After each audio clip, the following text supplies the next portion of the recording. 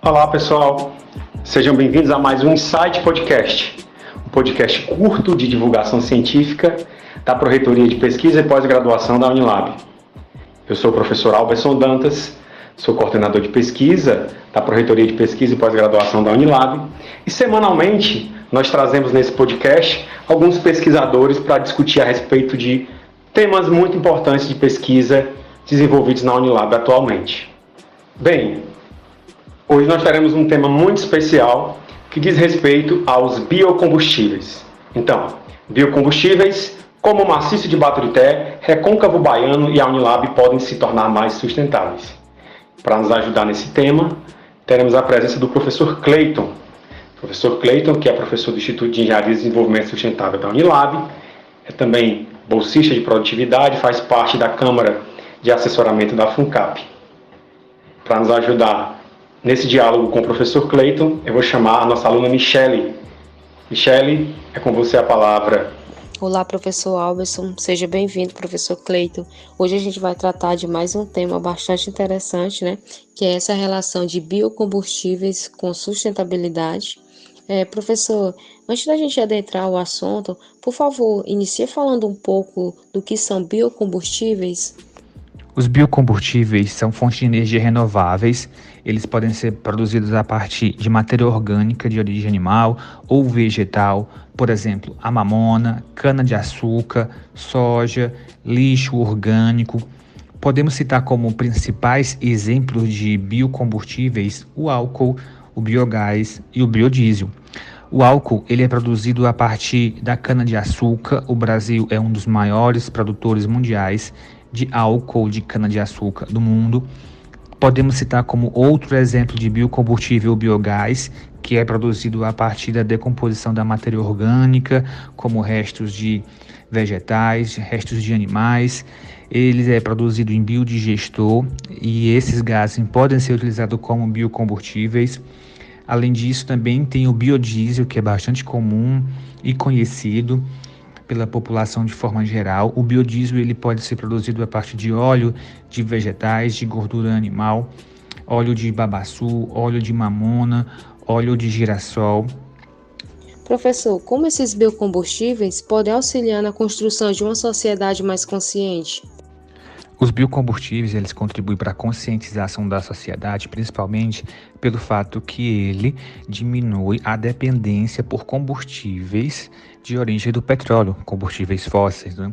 Então, os biocombustíveis eles reduzem a emissão de gás carbônico, uma vez que eles são produzidos principalmente a partir de plantas, e as plantas elas são fixadoras de gás carbônico. Além disso, na utilização desses biocombustíveis, eles eliminam menor quantidade de gás que produzem o efeito estufa, dentre outras vantagens que contribuem para uma sociedade mais consciente. Por exemplo, a utilização dos biocombustíveis gera um emprego, principalmente nas zonas rurais, onde eles são cultivados, né, onde as plantas a matéria que vai gerar esses biocombustíveis são cultivados. E isso é uma vantagem principalmente para as zonas rurais onde está localizado a Unilab, seja no Ceará, seja na Bahia. E, além disso, também a produção em excesso desses biocombustíveis pode ser vendido para outros países e, com isso, aumentar a renda da população brasileira e favorecer a geração de empregos dentro do nosso país, por exemplo. E eu estava vendo um pouco, professor, que os biocombustíveis, eles são uma boa alternativa tanto para a questão ambiental, sustentável, né, como para a questão econômica. Mas quais os biocombustíveis possuem maior potencial de investimento no futuro em nível global? Podemos destacar 2 biocombustíveis que serão utilizados em grande escala no futuro, que o primeiro é o hidrogênio verde e o segundo é o diesel verde. O hidrogênio verde ele pode ser produzido a partir da água ou a partir de um processo bioquímico de forma sustentável. Além disso, o diesel verde ele também pode ser produzido a partir de óleos vegetais ou gordura animal, através de tratamentos específicos de conversão desses materiais em diesel verde. Contudo, existem grupos de pesquisas no Brasil e no mundo que estão tentando aperfeiçoar a produção em larga escala, em escala industrial, desses biocombustíveis para que eles sejam utilizados de forma segura. E o aperfeiçoamento desses biocombustíveis passa pela melhora do transporte, melhora do armazenamento, para que eles possam ser utilizados de forma segura pela população de forma geral. Professor, o senhor citou alguns tipos de biocombustíveis, e considerando o cenário do Maciço de Baturité, do Recôncavo Baiano, da Unilab, em quais biocombustíveis deveríamos investir primordialmente? Considerando as características do Maciço de Baturité e do Recôncavo Baiano, que são duas regiões ricas em matéria orgânica, em biomassa vegetal, poderíamos desenvolver e explorar esses recursos que estão nessas regiões e que são desprovidas de investimento de alta tecnologia para a produção desses biocombustíveis, como, por exemplo, produção de biodiesel, produção de biogás, produção de hidrogênio verde e também produção de diesel verde, já que são os combustíveis do futuro. Além disso, nessas regiões também são produzidas uma quantidade considerável de óleos residuais pela população ou por indústrias que muitas vezes não têm uma destinação adequada ou não empregam esses resíduos em transformações que possam produzir biocombustíveis. Então também seria outro caminho que a gente poderia explorar a produção de biocombustíveis na região do Maciço de Baturité ou também do Recôncavo Baiano, onde está localizado a Unilab, que são duas regiões muito ricas em biomassa. Professor, a pesquisa ela é um ponto muito importante para esse tema. Então fala um pouco de como a sua pesquisa contribui para a popularização e doação dessa tecnologia pela sociedade em geral.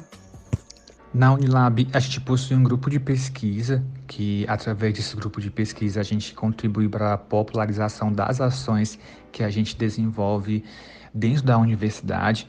No grupo de pesquisa, a gente procura transformar a biomassa disponível na região do Maciço de Baturité e também na região do Recôncavo Baiano em biocombustíveis de alto valor agregado, como, por exemplo, biodiesel, biogás. Nesses processos, nós utilizamos enzimas, que são proteínas e que atuam como catalisadores enzimáticos, acelerando esse processo de conversão de biomassa em biocombustíveis, como biodiesel, biogás.